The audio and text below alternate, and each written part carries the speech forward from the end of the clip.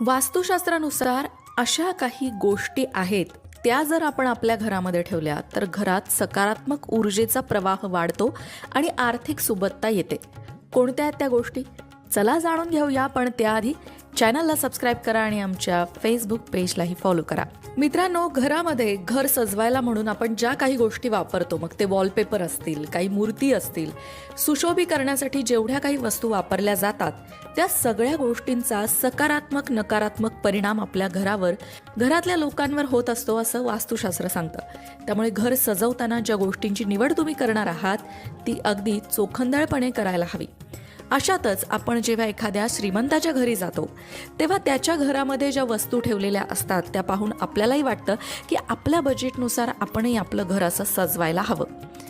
म्हणूनच वास्तुशास्त्रानुसार आपण बघणार आहोत की कोणत्या गोष्टीने आपली आर्थिक स्थिती सुधारू शकते, घरात संपन्नता येऊ शकते.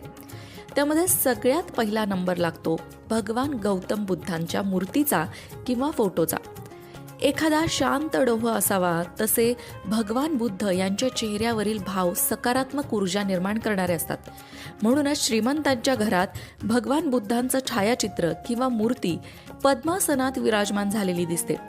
बंद डोळे, शांत मुद्रा आणि स्मितहास्य, भगवान बुद्धांच्या चेहऱ्यावरचे हे भाव पाहून आपलंही मन शांत होतं आणि अर्थात प्रसन्न होतं. म्हणूनच भगवान गौतम बुद्धांची मूर्ती किंवा फोटो तुम्ही तुमच्या घरामध्ये ठेवू शकता, जो घरात प्रसन्नता निर्माण करेल आणि तुमच्या मनातही प्रसन्नता निर्माण करेल. त्यानंतर श्रीमंती हवी असेल तर जो फोटो लावायला सांगितला जातो तो म्हणजे धावणारे 7 घोडे. सूर्यदेवाच्या रथाला 7 घोडे आहेत, जे 7 वारांचं प्रतीक आहेत. त्यावर स्वार होऊन सूर्यदेव येतात असं म्हटलं जातं. म्हणूनच वास्तुशास्त्रात 7 धावणाऱ्या घोड्यांचं छायाचित्र घरात लावणं शुभ मानलं जातं. त्यामुळे आर्थिक भरभराट होते, करिअरमध्ये उत्तम प्रगती होते असं सुद्धा मानलं जातं. त्यानंतरची पुढची गोष्ट म्हणजे कमळ. कमळ हे माता लक्ष्मीचं आसन आहे. तळ्यात उमललेलं कमळ पाहून मन जितकं प्रसन्न होतं, तितकंच हे कमळ समृद्धीदायक सुद्धा मानलं जातं.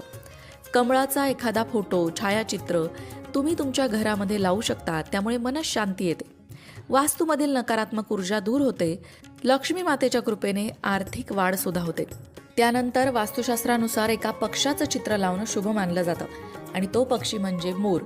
अनेक रंगांनी युक्त असलेला मोर नेत्रसुखच देतो असं नाही, तर आनंदही देतो.